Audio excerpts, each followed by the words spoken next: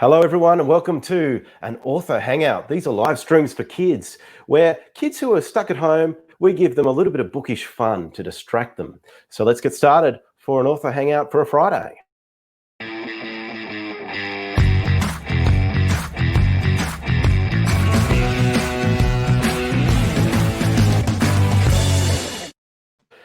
Yes, it's the author hangout, and all week I've been bringing you some wonderful creators, and they've all been Yabba themed author hangouts because I've been catching up with creators that have been nominated for Yabba Awards. And Yabba Awards, of course, the Young Australian Best Book Awards.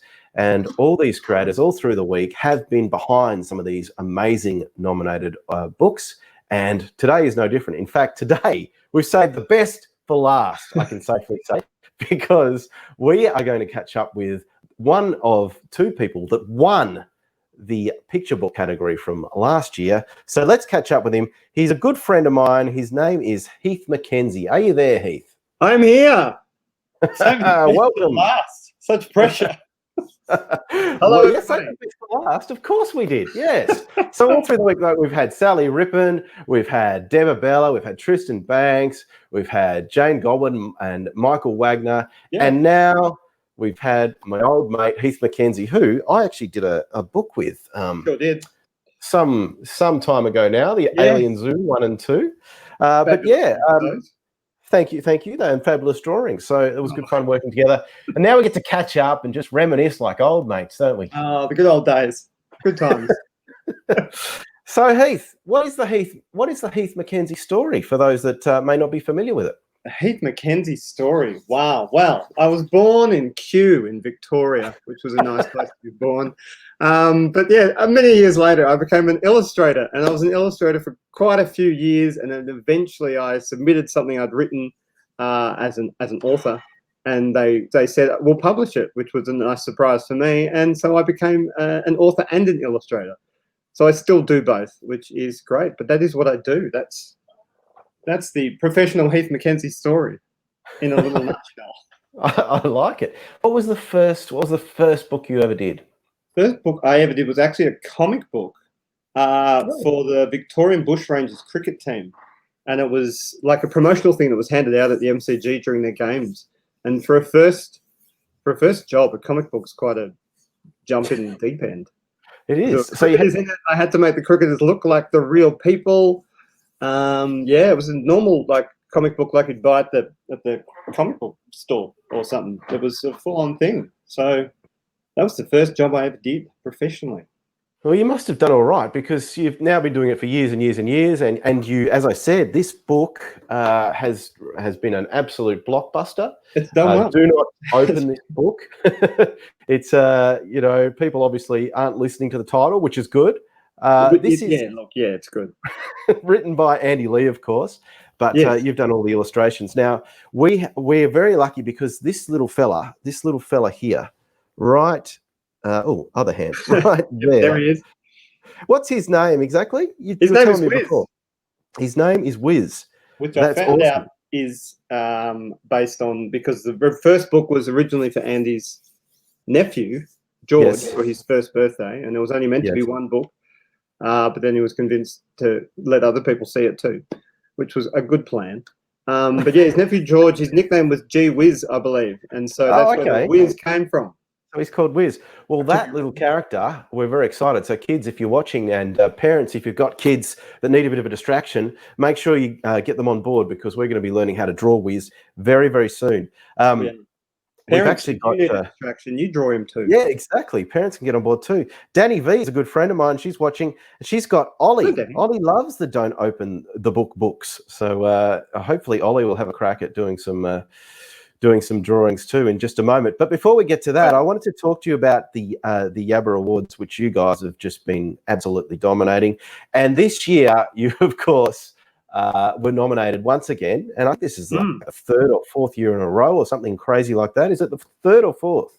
Fourth. That's the fourth book. Yeah, fourth year in a row. Fourth year in a row, and you've won it. Get this, you've won it 3 years in a row. Wow. So who knows? You might take home. Who knows? You could be the fourth in a row. But definitely do not open this book. Is the book that was nominated this time round, the 2020 nominations in the picture storybooks, I should say, category.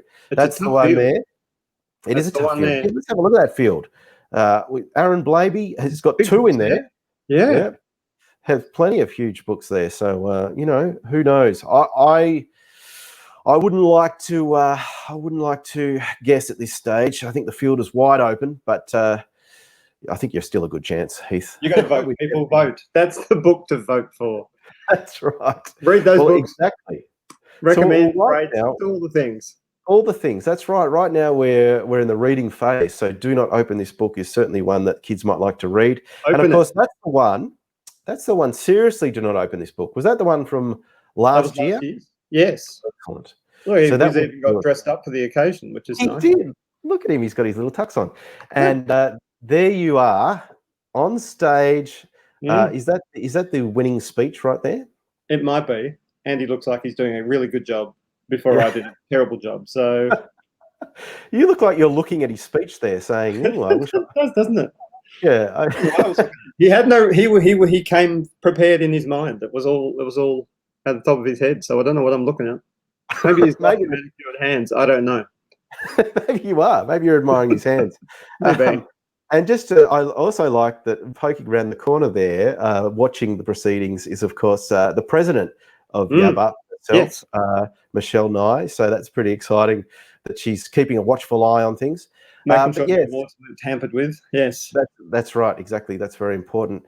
And of course, when the winner of one of the Yabba Awards actually takes home the trophy or whatever it is you get, you also get some other prize too, and that is to design. What is this exactly that you get to do? You get to, there's a poster every year that the schools can order and that gets sent out and put up in the libraries and the classrooms. It has all the nominated books on it, so you can see what's up for nomination to know what to read to then rate. And they always want an illustration for the poster. So the winner of the picture book, best picture book of the year, best picture book of the year, the illustrator gets to illustrate the poster. So this year I came up with that, which is a book type creature for the book week. What the book week theme is something to do with wild minds and things. Yes. So I went with a wild sort of bookish creature. Wild bookish creature. I like it. Get amongst it. That's excellent. Oh, terrific. Well, cool. Congratulations on winning it 3 years in a row. And fingers crossed that you might even do it 4 years in a row. And as we said a little earlier, right now where all the nominations are in, obviously, and it's time for kids to read all these nominated books, all these Yabba nominated books. And then later in term 4, they'll get a chance to vote for their favorites. So make sure you pick up, of course, Do Not Open This Book, and the all the Yabba nominated books, because they're all fantastic, of course. Hey, what I wanted to ask you just quickly too is Knit Boy. We had Tristan Banks on our live streams earlier in the week, and you and he have got together and created a Knit Boy. We have. Yes. Is that because I wouldn't imagine that you'd have too many troubles with knits, Heath, or is that these days knits not a problem for me. I took the bull by the horns and made sure it would never be a problem again. It's a choice to stop the knits. Exactly. I never had the joys of getting knits ever. I missed out on knits. Never had knits. Never had knits. Others around me did. I certainly had my head checked furiously by those plastic gloved hands, but no, never got them. So how did you? Oh, let's hope so. Fingers crossed. So how did you get into the zone for drawing a whole family of knits for Knit Boy? Yeah, it's a good question. Now I'm itching because I'm thinking about knits. Oh no, me too. Look, it was all about just. I think I probably just looked them up on Google or in a book or something and saw pictures of knits and then thought, how am I going to translate this into something sort of vaguely lovable, which is a challenge when you're drawing a knit. So, I think that was my start point. Try and create something lovable from this monstrosity I can see through a microscope picture before me. And how long did that take? Did it take a while? Look, it took a while to sort of fine tune that one, but we got there. Then there were the other knits. The other knits could look far more unpleasant, but our main knit had to be someone you rooted for, someone you wanted to be on. You wanted to be on their side. Ned the Knit. Ned the Knit has yes, to be a Lewis bit of a the boy hero. with his massive head of hair. And yes, Lewis is the boy. And Ned, you can see Ned. He's in there. He's up there. He's in the pinky red frames. He's in the pinky red frame. Yes, with his special super leaping legs. Yeah, he's one of the first Knicks ever to be able to jump. Yeah, how exciting is that for Ned? Yeah, awesome. All right, well, okay, we've covered off on Knitboy, and there's another book another new book of yours that I want to mention in just a moment. In fact, it's time for us to talk to some of the kids directly, because when I announced all the authors and creators that were coming on to this Author Hangout live stream this week, I got a heap of messages, and one I got just last night about you, actually. So it's time now for our Superfan question. Superfan question. All right, let us get to our Superfan question. Now, the good thing is we have an example of your style here, right? Yeah. Because I know that the question is all about Illustrator style. So let's get to it. Dear Heath, I love your drawing style. It's awesome. But that's also a bit of a problem. It's a bit of a problem too. I'll tell you why, please.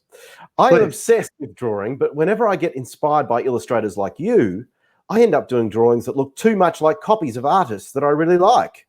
My question is, how do you find your own style? From Aiden, age 9. Aiden, that's a big question. How do you find your own style? I don't know how I found my own style, but I can tell you for sure that what you are doing is what I did. I copied stuff all the time when I was a kid. Cartoon characters, all sorts of things. I copied them heaps. That's how I learned to draw. I didn't realize I was teaching myself how to draw things well, but I was, by copying things. I remember many years ago, I used to copy the Simpsons, and I accidentally taught myself how to draw hands well because I was copying their hands. And it sort of taught me how to draw hands better. So copying stuff is a great way to go. And through that, you keep drawing and trying different things. You eventually sort of see a sort of look throughout them all that looks kind of like similar, and that's your style. It just sort of creeps in. You can't sit down one day and go, I'm going to draw something and I'm going to define my style today. And you can't do that. It just slowly happens over time. And my style still changes. Yeah. I try different things all the time. So let's look at keep it up. Keep doing it. Let's look at one of your latest books there. Who Do You Go For? Now, this comes out at the start of August. So this is fresh off the printer. And so we look at that style there of your illustration there. And do you feel like it's changed over the course of your that's a style I career? tried with this one. I tried a new style. I tried drawing people more like this. I thought, I'll have a go at this. Let's change this up. This is a new book. How can I make it stand out from the other books? So I thought, I'll try drawing them like this. And I quite enjoyed myself. And now what I've done there will probably appear in another book in the future, a little bit different again, because I'll have refined it or changed it or decided I like this but didn't like that about it. But yeah, overall. So it's a little bit of trial and error. Is that fair to say? If you keep practicing, you'll eventually find your sort of individual style. Absolutely. Keep practicing. Yeah, okay. Practice, make all the mistakes. Keep going. Yep. How long did it take you to actually find this style? I think it crept in over time, through the years. I've always drawn ever since primary school, high school. So all through those years I drew, and I think just slowly, if I didn't really see it happening. I just drew things how I liked. I liked how they looked, so I drew them that way. And then eventually I could look back on some stuff and go, oh, they all kind of look like there's a style there. I have a look. But people have told me I have a look. Even when I try and vary things, like with the new book, Who Do You Go For? I tried to make things look a bit different to other books I've done, but someone will invariably tell me at some point, yeah, I recognize that as one of your books because of the illustrations on the cover. Yeah. The Heath McKenzie style. The trademark. Oh, that's good. It creeps in. Can't shake it. Did you use some of your style for designing that Muppet that you've got over your left shoulder there? I understand you designed the pieces available to me in the shop that designed the Muppets in New York City. And Yeah, but I did try to get something that I felt was very, very me. It's not me, is it? I don't know. Well, it's sort of got the same jacket, I guess. True. Yeah. That's what I wear, after hours when I'm winding down. Yeah, I know. And that same wig too, so that's nice. Same wig, obviously, to keep my head warm. Exactly. Okay, great question. Thank you for that. And thank you, Aidan. Fabulous question. You get your style. It's just a lot of practice, and eventually it'll just happen. It'll evolve. It just sort of appears in your work. Yeah, totally. It won't happen overnight, but it will happen. Yes. All right. Thank you very much, and for answering that for young Aidan Heath. But now it's time for why we're all here.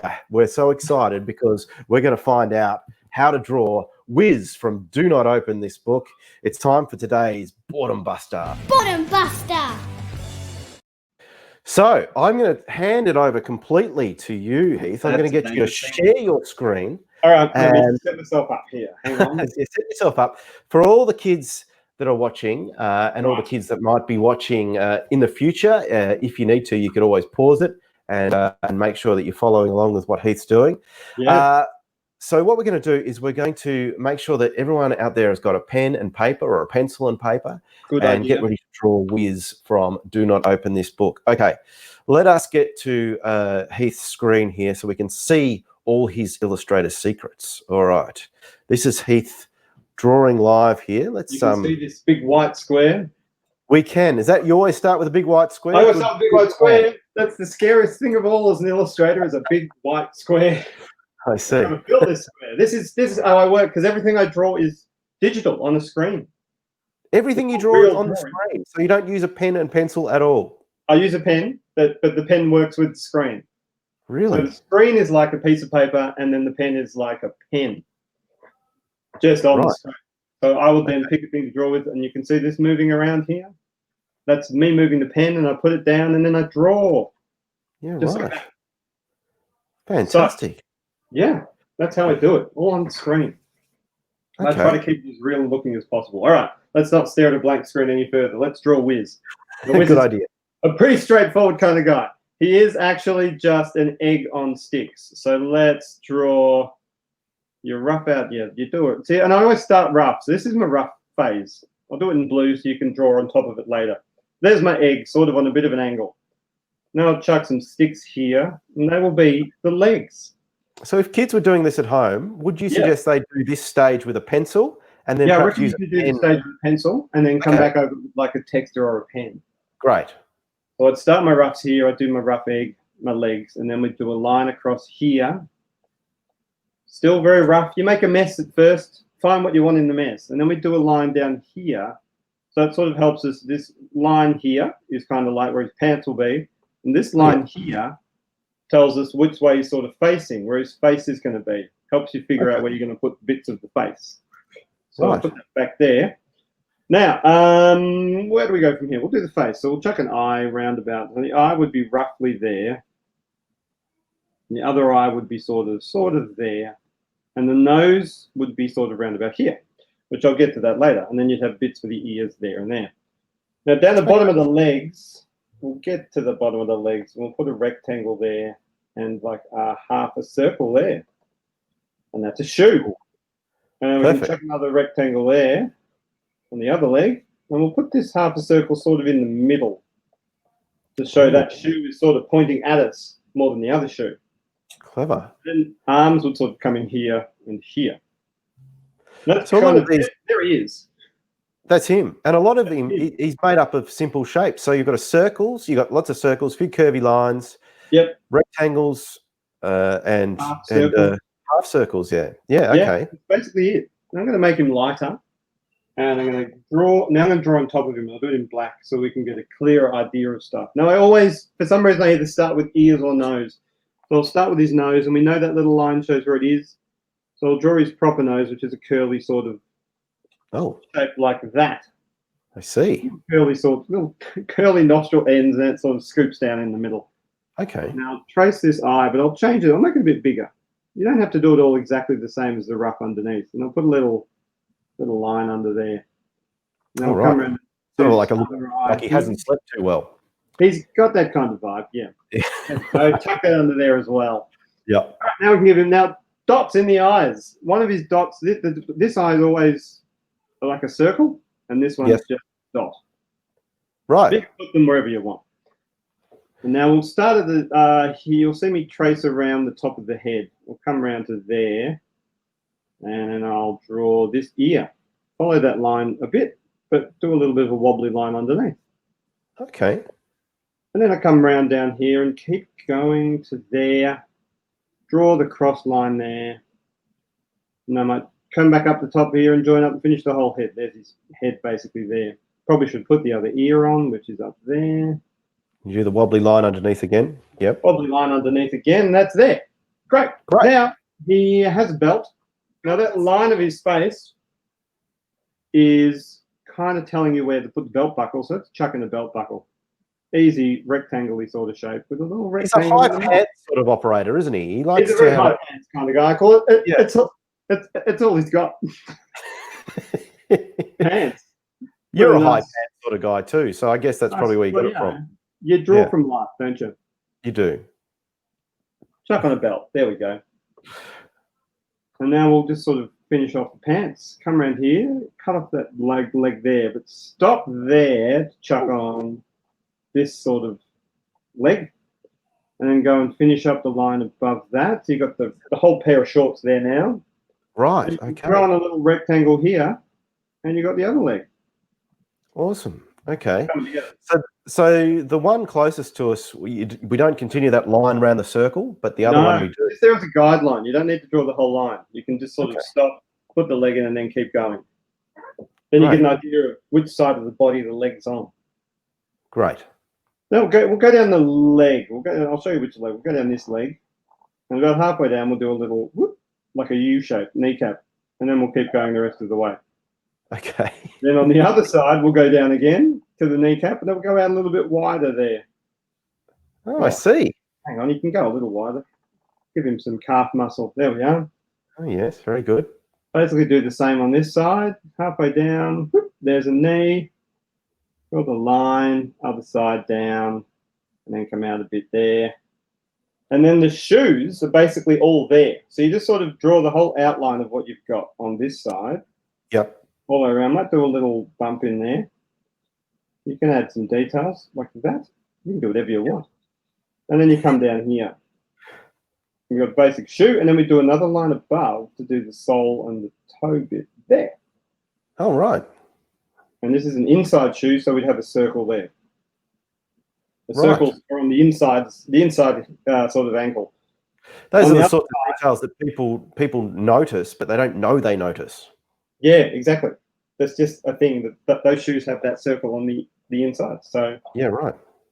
Pop it on that one. Now this side here, we'll draw the rectangle to there, but because the toe's facing us, the rubbery toe of the shoe is there. So we'll draw both of those shapes completely. Oh, great. And then we can chuck on some rectangles here as shoelaces.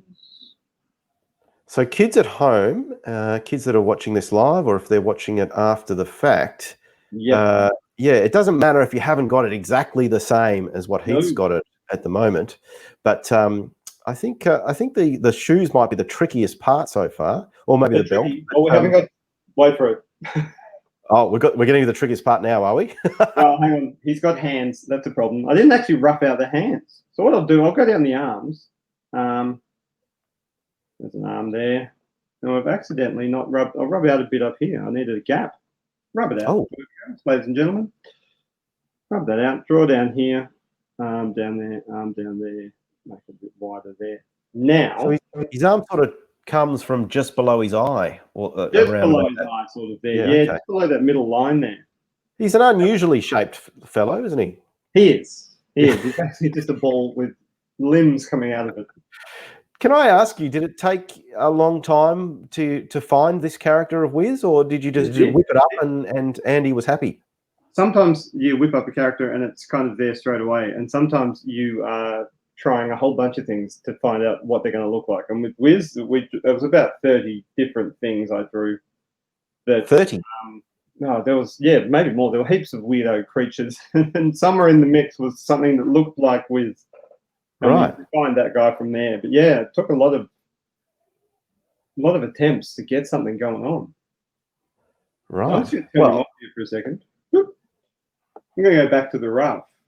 Okay, so the kids would be using their pencil again at this use point. the pencil again because I didn't rough out the hands, which was my mistake. Yeah. At the bottom of the arms, chuck on a little square there and a square there. That'll be the palms of the hands. I like how you're using basic shapes. You're constructing all of this with some very basic shapes. Is that like a top secret illustrator strategy? Everything starts with basic shapes. Everything is just basic shapes put together the right way. Because now with the figures, they're just sort of little rectangles. Okay. Slightly curvy rectangles. Slightly curvy rectangles. Awesome. Just like that, sort of. Yeah, there you go. Now we've got hands. And we can jump back to this. Whoop, they're way off where they should be. But I'll just, for the sake of this, I'll draw them round about where I drew them below. Okay. Just so that we are in the right space. Yes. So let's join those arms up. We've got extra long arms today. And then you basically just trace around this shape.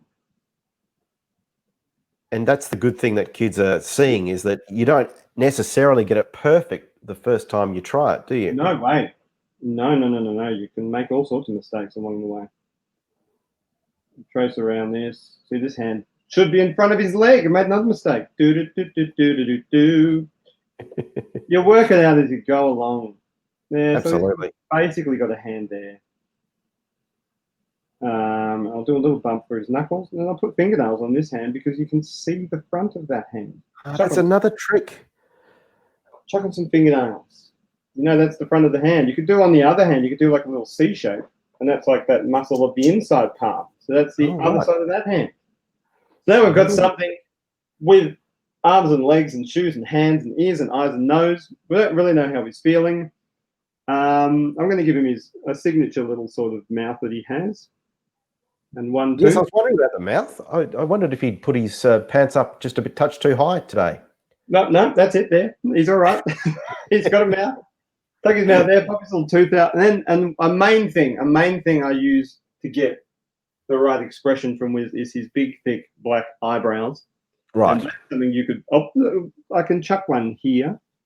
They're just scribbly lines, and I could put one there. And then there he is, complete. Yeah, there he is. That's Wiz. I can take him away and put one here and change his mood. It's that easy. And then I could try this. And then we've changed his mood again. So the power of the eyebrows. If the kids at home wanted to make him look happy, they would sort of go, well, how would that? What eyebrows would they do? They do high curvy ones. I like that. Yep. And what about a smile? That would help as well. Yeah, smile would help. What about if they wanted to make him look angry? Angry is definitely point him down this way. Yeah. Okay. Beautiful. Definitely angry there. There he is, looking angry. Okay. There is the angry Wiz for all the kids at home. That's fantastic. Thank you so much for that. That's awesome. It's a pleasure. And then, okay, well, kids, obviously start with those basic shapes. Basic shapes. The pencil line drawing, and then you've got a bit of an outline.